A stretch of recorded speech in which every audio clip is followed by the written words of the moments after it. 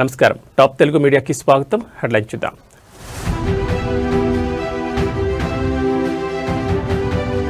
ఢిల్లీ పర్యటనలో ఉన్న Revanth Reddy global summit విజయంపై వివరించిన సీఎం.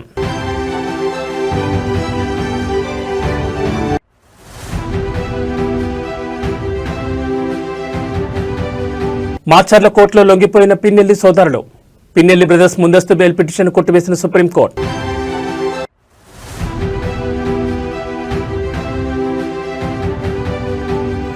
విమానాల రద్దుపై క్షమాపణ చెప్పిన ఇండిగో చైర్మన్. మూల కారణాల దర్యాప్తుకు బయటి నిపుణుల నియామకం.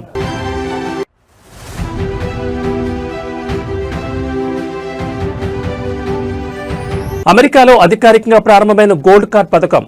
వ్యక్తులకు $1 మిలియన్, కంపెనీలకు $2 మిలియన్ ఫీజు. ఇక డీటెయిల్స్ చూస్తే ముఖ్యమంత్రి రేవంత్ రెడ్డి తన ఢిల్లీ పర్యటనలో భాగంగా కాంగ్రెస్ అగ్రనేతలు సోనియా గాంధీ, రాహుల్ గాంధీ, ప్రియాంక గాంధీలతో సమావేశమయ్యారు. ఈ ఉదయం పార్టీ ఎంపీలతో కలిసి ఆయన అధిష్టానంతో భేటీ అయ్యారు.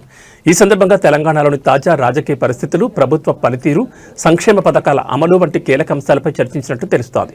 రాష్ట్రంలో పార్టీని మరింత బలోపేతం చేసేందుకు తీసుకుంటున్న చర్యలను, ప్రభుత్వ పాలనా తీరును రేవంత్ రెడ్డి కాంగ్రెస్ పెద్దలకు వివరించారు. ముఖ్యంగా ఇటీవల హైదరాబాద్ వేదికగా ప్రభుత్వం ప్రతిష్టాత్మకంగా నిర్వహించిన తెలంగాణ రైజింగ్ గ్లోబల్ సమ్మిట్ ఘన విజయం సాధించిన విషయాన్ని సోనియా గాంధీ దృష్టికి తీసుకెళ్లినట్లు తెలుస్తోంది. ఈ నెల 8, 9 తేదీల్లో జరిగిన ఈ సదస్సు ద్వారా రాష్ట్రానికి భారీగా పెట్టుబడులు తరలివచ్చాయని ఆయన తెలిపారు. కేవలం 2 రోజుల్లోనే వివిధ రంగాల్లో కలిపి 5.75 లక్షల కోట్ల పెట్టుబడులను ఆకర్షించగలిగామని రేవంత్ రెడ్డి అధిష్టానానికి వివరించినట్లు పార్టీ వర్గాలు పేర్కొన్నాయి. రాష్ట్ర అభివృద్ధికి ఈ పెట్టుబడులు ఎలా దోహదపడతాయో ఆయన వివరించినట్లు తెలుస్తోంది.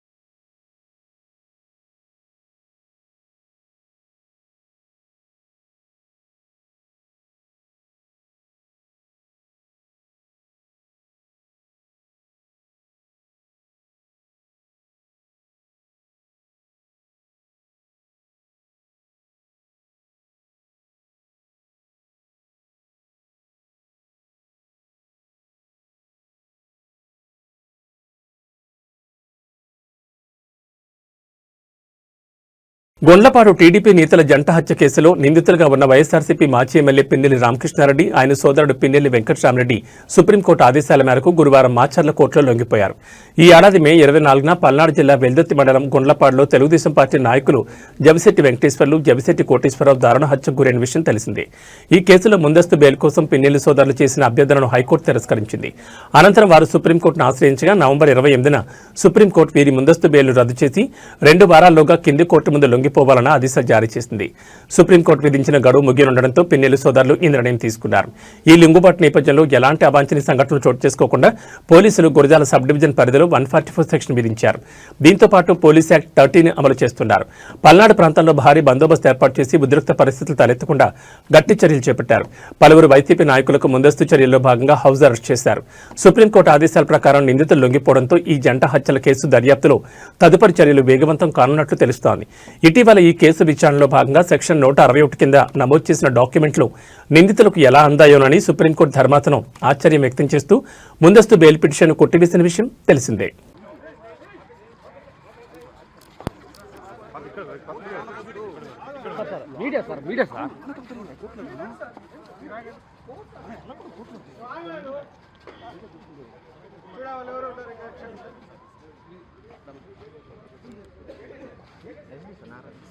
ఉమ్మడి నల్గొండ జిల్లాలో పంచాయతీ ఎన్నికలు నివురుగప్పిన నిప్పులా మారాయి. బుధవారం అర్ధరాత్రి నుంచి ఎక్కడో ఒక చోట కాంగ్రెస్, బీఆర్ఎస్ వర్గీయుల పరస్పర దాడులకు దిగుతున్నారు. తాజాగా పంచాయతీ ఎన్నికల పోలింగ్ స్థలాలను పరిశీలించేందుకు బీఆర్ఎస్ మాజీ ఎమ్మెల్యే కంచర్ల భూపాల్ రెడ్డి ఇవాళ ఉదయం చిట్యాల మండల పరిధిలోని ఉరుమట్ల గ్రామానికి వెళ్లారు. అదే సమయంలో అక్కడికి కాంగ్రెస్ నేత, dairy corporation chairman Gutta Amit Reddy కూడా తన అనుచరులతో అక్కడికి చేరుకున్నారు. ఈ క్రమంలోని ఇరు పార్టీల శ్రేణుల మధ్య మాటల యుద్ధం చోటు చేసుకుంది. ఓ దశలో అమిత్ రెడ్డి, భూపాల్ రెడ్డి ఒకరిపైకి మరొకరు దూసుకెళ్లేందుకు ప్రయత్నించగా పోలీసులు వారిని అడ్డుకుని గొడవలు వద్దని వారించడంతో పరిస్థితిని సద్దుమణిగింది. కాగా ఇవాళ తెల్లవారుజామున కేతేపల్లి మండల పరిధిలోని కొర్లపహాడ్లో పంచాయతీ ఎన్నికల సందర్భంగా బీఆర్ఎస్ కాంగ్రెస్ కార్యకర్తల మధ్య తోపులాట జరిగింది. ఈ పరస్పర దాడుల్లో పలువురికి గాయాలయ్యాయి. అనంతరం క్షతగాత్రులను చికిత్స నిమిత్తం నకరికల్ ప్రభుత్వాసుపత్రికి తరలించారు. తాజా పరిణామంతో ఎన్నికల అధికారులు కొర్లపహాడ్ గ్రామంలో భారీగా పోలీసులను మోహరించారు.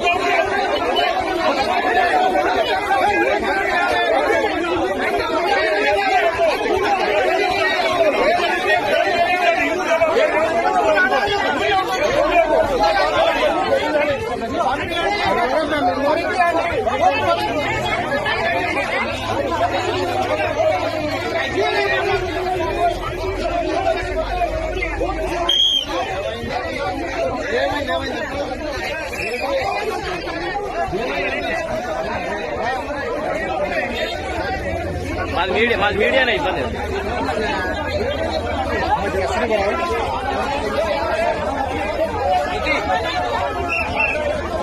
శృతి శృతి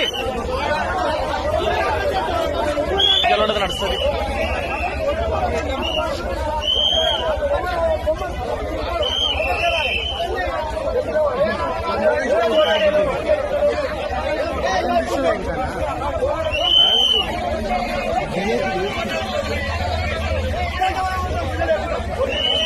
ప్రకాశం జిల్లా గిద్దలూరు తెలుగుదేశం పార్టీ మాజీ ఎమ్మెల్యే సీనియర్ నేత పిడతల రాంభూపాల్ రెడ్డి కన్నమూశారు. గత కొంతకాలంగా వయోసంబంధిత అనారోగ్య సమస్యలతో బాధపడుతున్న ఆయన హైదరాబాద్లోని ఒక ప్రైవేట్ ఆసుపత్రిలో చికిత్స పొందుతూ ఇవాళ తుది శ్వాస విడిచారు. రాంభూపాల్ రెడ్డి 1994లో జరిగిన అసెంబ్లీ ఎన్నికల్లో టీడీపీ అభ్యర్థిగా గిద్దలూరు నియోజకవర్గం నుంచి పోటీ చేసి ఎమ్మెల్యేగా గెలుపొందారు. ఆ తర్వాత నుంచి ఆయన క్రియాశీలక రాజకీయాలకు దూరంగా ఉంటొచ్చారు. ఆయన మరణ వార్త తెలియగానే తెలుగు రాష్ట్రాల్లోని పలువురు రాజకీయ ప్రముఖులు సంతాపం వ్యక్తం చేశారు. ఆయన కుటుంబ సభ్యులకు తమ ప్రగాఢ సానుభూతిని తెలియజేశారు. ఆయన అంత్యక్రియలు శుక్రవారం గిద్దలూరులో నిర్వహించనున్నట్లు కుటుంబ సభ్యులు తెలిపారు.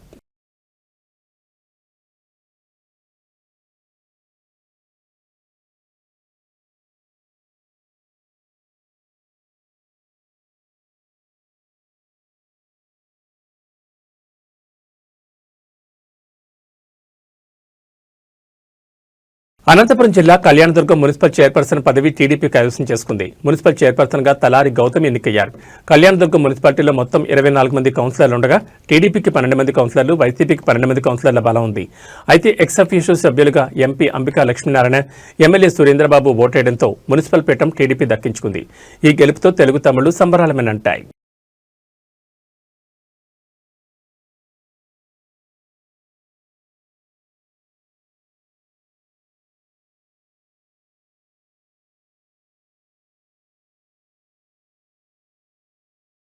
కడప మేయర్గా పాక సురేష్ ఎన్నికయ్యారు. 47 డివిజన్ వైసీపీ కార్పొరేటర్ పాక సురేష్ అభ్యర్థిత్వాన్ని కార్పొరేటర్లు నిత్యానందరెడ్డి, షఫీ బలపరిచారు.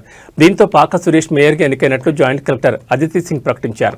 వైసీపీకి 39 మంది కార్పొరేటర్లు ఉండగా 38 మంది సభ్యులు హాజరయ్యారు. మేయర్ పదవి ఆశించిన 10వ డివిజన్ కార్పొరేటర్ మల్లికార్జున అసంతృప్తితో ఎన్నికకు గైర్హాజరయ్యారు. ఇక తగినంత బలం లేకపోవడంతో మేయర్ ఎన్నికకు టీడీపీ దూరంగా ఉంది.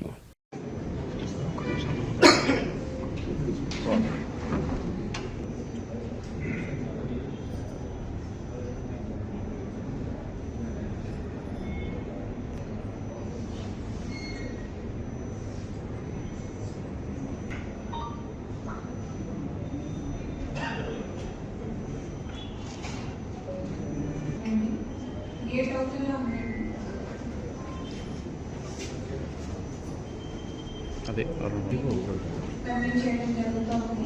50%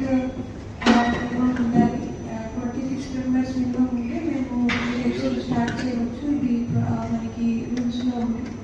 ఇప్పుడు మేము స్పెషల్ మీటింగ్ని స్టార్ట్ చేస్తున్నాము.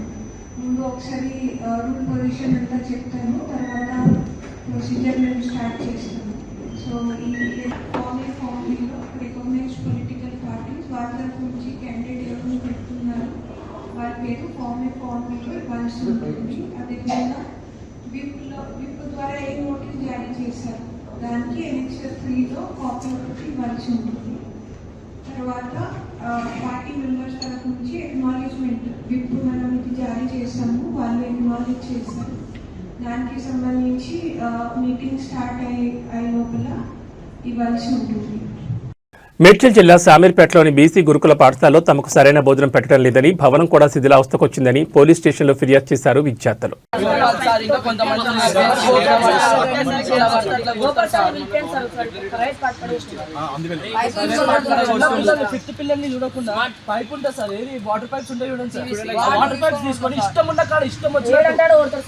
సాంబార్ అయిపోయింది.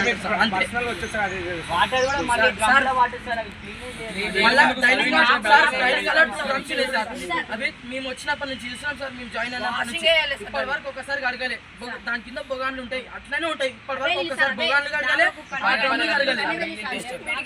మళ్ళీ మొన్న సార్ మనం బాత్రూమ్ లో కడుకుంటాం కదా సార్, ఆ బ్రష్లతో మీద మేము స్నానం చేసే డ్రమ్లు కడుగుతాం సార్, బాత్రూమ్ కడిగే బ్రష్లతో. ఎస్టిమేట్ అయితే వేరే పిల్లలు వచ్చింది సార్, ఇట్లా తింటున్నారు ఈ అన్నం అని మమ్మల్ని తిడుతున్నారు సార్. వాళ్ళు ఇట్లా పెడుతున్నారు మీ సార్ ఎట్లా అనిపిస్తుంది మీరే చెప్పండి.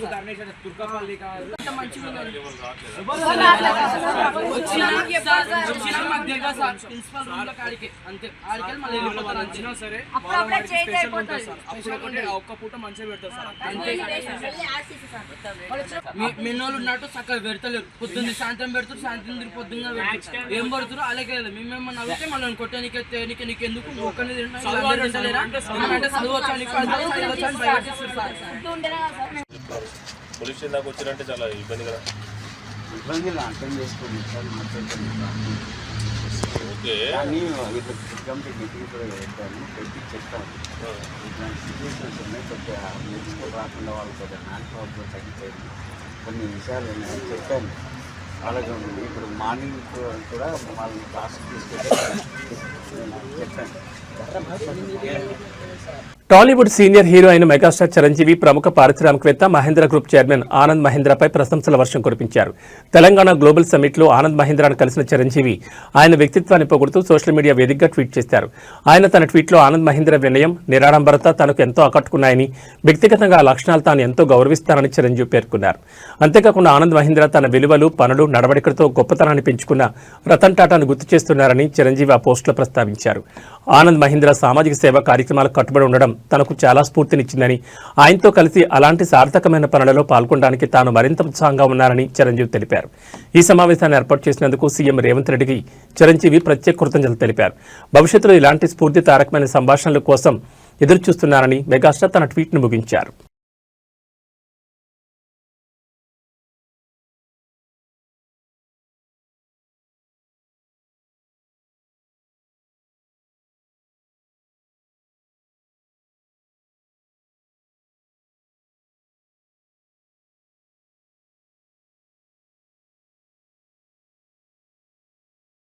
ఇటీవల భారీ సంఖ్యలో విమానాలు రద్దు కావడం, ఆలస్యం అవడంపై ఇండిగో ఎయిర్లైన్స్ ప్రయాణికులకు క్షమాపణ చెప్పింది. ఈ భారీ కార్యాచరణ వైఫల్యానికి గల మూల కారణాలను గుర్తించేందుకు బయటి సాంకేతిక నిపుణులతో దర్యాప్తు జరిపిస్తామని సంస్థ చైర్మన్ విక్రమ్ సింగ్ మెహతా గురువారం ప్రకటించారు. భవిష్యత్తులో ఇలాంటి సంఘటనలు పునరావృతం కాకుండా చూసేందుకే ఈ నిర్ణయం తీసుకున్నట్లు ఆయన ఒక ప్రకటనలో తెలిపారు.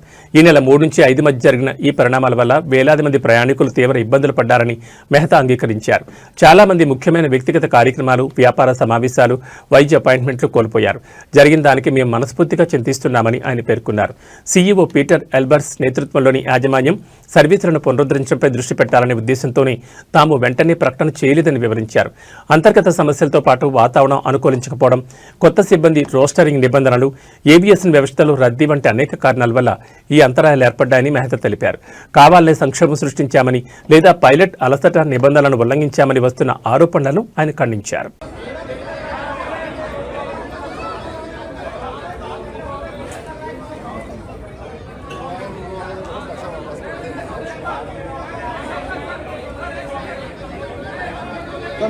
अपने भाई को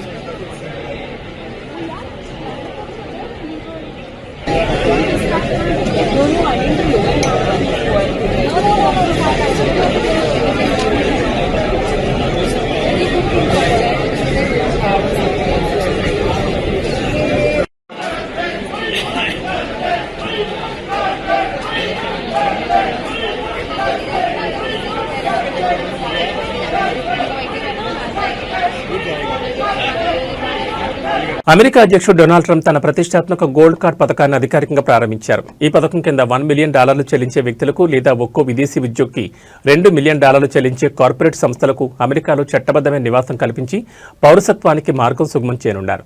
ఈ మేరకు దరఖాస్తుల కోసం ప్రత్యేక వెబ్సైట్ను కూడా అందుబాటులోకి తెచ్చారు. వైట్ హౌస్లో వ్యాపార ప్రముఖుల సమావేశంలో ట్రంప్ ఈ విషయాన్ని వెల్లడించారు. 1990 నుంచి అమల్లో ఉన్న EB-5 వీసా స్థానంలో ఈ కొత్త పథకాన్ని తీసుకొచ్చారు. దీని ద్వారా వచ్చే నిధులన్నీ నేరుగా ప్రభుత్వ ఖజానాకు వెళ్తాయని, దేశ ప్రగతికి ఉపయోగిస్తామని ట్రంప్ తెలిపారు. ఇది గ్రీన్ కార్డ్ లాంటిదే కానీ దానికంటే చాలా ఉత్తమమైంది, శక్తివంతమైందని ఆయన తెలిపారు. ఒకవైపు కఠినమైన వలస విధానాలు అమలు చేస్తూ భారీ స్థాయిలో బహిష్కరణలు చేపడుతున్న ట్రంప్ మరోవైపు సంపన్న వలసదారుల కోసం ఈ పథకాన్ని తీసుకురావడం గమనార్హం. అమెరికాలోని ప్రముఖ యూనివర్సిటీల్లో చదివిన ప్రతిభావంతులైన విదేశీ విద్యార్థులను ఇక్కడే అట్టుపెట్టుకోవడానికి ఈ పథకం ఉపయోగపడుతుందని ట్రంప్ అన్నారు. ఈ పథకం ద్వారా దరఖాస్తు చేసుకునే వారి నేపథ్యాన్ని క్షుణ్ణంగా పరిశీలించేందుకు $15,000 ఫీజు వసూలు చేస్తామని వాణిజ్య కార్యదర్శి హోవార్డ్ లట్నిక్ తెలిపారు. భారత్, చైనా, ఫ్రాన్స్ వంటి దేశాల నుంచి వచ్చే అత్యుత్తమ గ్రాడ్యుయేట్లు ఈ గోల్డ్ కార్డు పొందొచ్చని ట్రంప్ పేర్కొన్నారు.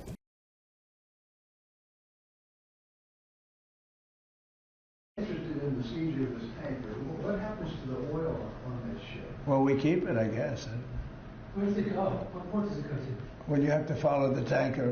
You know, you're a good newsman. Just follow the tanker. Do you know where Follow, it's going? Was it follow going it. to Get a helicopter and follow the tanker. Is it true it's going to But we're gonna, I assume we're gonna keep the. మనుషుల మధ్య విభేదాలు వస్తే రెండుగా విడిపోయి గొడవపడడం చూస్తూ ఉంటాం. అలాంటిది కోతుల సమూహం 2 గ్రూపులుగా విడిపోయి భీకర యుద్ధం చేసుకుంటే ఎలా ఉంటుంది? తాజాగా అలాంటి ఘటన హైదరాబాద్ పోచారం సర్కిల్లో జరిగింది. ప్రతాప సింగారంలో సుమారు 60 కోతులు 2 గ్రూపులుగా విడిపోయి గ్యాంగ్ వార్కి దిగాయి. ఇవాళ ఉదయం సింగారం ప్రధాన కూడల్లో ఈ ఘటన జరిగింది. 2 గ్రూపులుగా విడిపోయిన ఒక గుంపు కోతులను మరొక గుంపు కోతులు తరుముతూ వానర్ యుద్ధాన్ని దిగాయి. పరస్పరం తరుముకుంటూ ఆ ప్రాంతంలో హడలెత్తించాయి. కోతుల గ్యాంగ్ వారితో స్థానికులు తీవ్ర ఆందోళన చెందారు. స్థానికులు వాటిని చెదరగొట్టడంతో ఆ కోతులు శాంతించాయి. కోతుల బెడద నుంచి విముక్తి కల్పించాలని జీహెచ్ఎంసీ అధికారులను డిమాండ్ చేసినా వారు పట్టించుకోవడం లేదని ప్రజలు ఆగ్రహం వ్యక్తం చేస్తున్నారు. అయితే కొందరు ఈ కోతుల దాడికి సంబంధించిన వీడియోను తమ సెల్ ఫోన్లలో రికార్డ్ చేసి సోషల్ మీడియాలో అప్లోడ్ చేశారు. దీంతో ఈ వీడియో ఇప్పుడు వైరల్గా మారింది.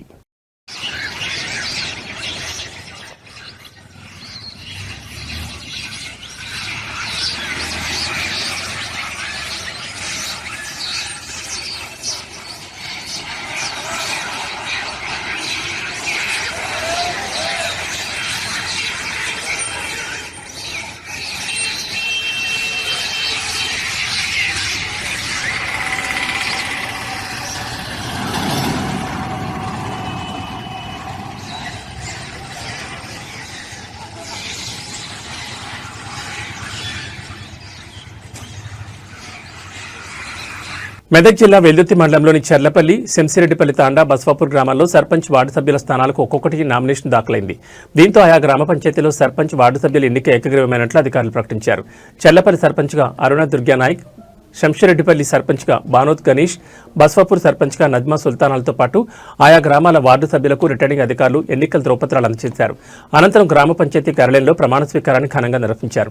అదేవిధంగా చెర్లపల్లిలో ఉప సర్పంచ్గా గోదల పెంటారెడ్డి, శంసిరెడ్డిపల్లిలో ఉప సర్పంచ్గా నరసింహులు, బస్వాపూర్ ఉప సర్పంచ్గా లావణ్యలను ఆయా గ్రామ పంచాయతీ వార్డు సభ్యులు ఏకగ్రీవంగా ఎన్నుకున్నారు. ఈ సందర్భంగా పంచాయతీల్లో ఏకగ్రీవంగా గెలుపొందిన సర్పంచ్ వార్డు సభ్యులను పలువురు శాలువాలతో సత్కరించి మిఠాయిలు తినిపించారు. ఈ కార్యక్రమంలో ఎన్నికల రిటర్నింగ్ అధికారులు శ్రీనివాస్, స్వామి, సాంబయ్య, పంచాయతీ కార్యదర్శి విఠల్, మాజీ సర్పంచుల ఫోరం అధ్యక్షుడు అశోక్ రెడ్డి, సర్పంచ్ రమావత్, శాంతి తదితరులు పాల్గొన్నారు.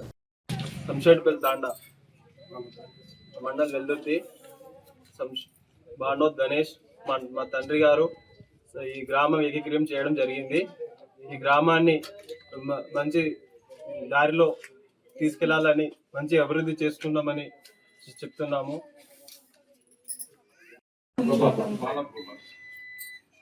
గోపాల్ గారు, మీరు కూడా అతన్ని బలపరుస్తున్నారు. ఇంకెవరైనా వేస్తారండి? ఇంకెవరైనా ఉన్నారా? ఉప సర్పంచ్ కాంటాక్ట్ చేస్తాను. ఉప సర్పంచ్ ఇప్పుడు ఎవరు వేసిందంటే బలపరిచేటువంటి వ్యక్తులు తర్వాత ప్రపోజల్ ఇవ్వాల వీళ్ళిద్దరు వ్యక్తులు ఏం చేసినట్టే ఎవరిని అనబోయిన నరసింహుల్లో ఏకగ్రీవంగా ఎన్నుకున్నట్లుగా గంపల శేఖర్ ప్రతిపాదించిండు. భాను గోపాల్ అతన్ని బలపరిచారు. మళ్ళీ మీలాంటి సభ్యులందరూ కూడా ఏకగ్రీవంగా ఆమోదం తెలుపుతూ అనబోయిన నరసింహుల్ని ఉప సర్పంచ్ గా ఎన్నుకున్నట్లుగా మేము ఎన్నికల్లో భాగంగా స్టేజ్ 1 సంబంధించి ఆర్ఓ మరియు ఏఆర్ఓ గారితోటి మీ దగ్గర నుండి నామినేషన్ స్వీకరించడం జరిగింది. అది ఎంపీడీఓ ఆఫీస్ వెతుర్తి అందు తీసుకోవడం జరిగింది. అయితే మీ గ్రామం నుండి ఒకే ఒక అంటే సర్పంచ్ కానీ వార్డు మెంబర్ కానీ అందరికీ దేనికి ఒక్కొక్క నామినేషన్ వచ్చిన వల్ల ఏకగ్రీవంగా ఎన్నికైనట్టు ప్రకటించడం జరుగుతుంది. మరి అదే తర్వాత దానికి నిన్నటి వరకు ఏకగ్రీవం ఎన్నిక జరిగింది. తర్వాత ఈ రోజు ఎందుకంటే గతం నిన్నటి వరకు మన కలెక్టర్ గారు వీరికి మనకు ఆదేశము ఉప సర్పంచ్ చేయాలన్నటువంటి ఆదేశం ఇవ్వడం వల్ల ఈరోజు ఉదయం 11 గంటల నుంచి మీ విలేజ్లో ఉప సర్పంచ్ ఎన్నికల గురించి మేము రావడం జరిగింది. మరి అందుకు గాను మనకు ఆల్రెడీ సర్పంచ్గా తర్వాత ఉన్నటువంటి 6 వార్డు మెంబర్లో అందరూ కోరం అనేటువంటి ఫుల్ కోరం 100% కోరం వచ్చింది. కాబట్టి మనం ఈరోజు ఇప్పుడు ఉప సర్పంచ్ ఎన్నికకు మనం నోటీస్ ఇవ్వడం జరుగుతుంది. మరి ఈ ఉప సర్పంచ్ ఎన్నిక నోటీసులో మనకు 2 రకాలుగా ఉంటాయి. ఒకరు వస్తే ఆటోమేటిక్గా దానికి అతనికి బలపరిచిన వ్యక్తి కావాలి, తర్వాత ఇంకోటి ప్రతిపాదించిన వ్యక్తి. ఇద్దరు పేర్లు మనకు కావాలి.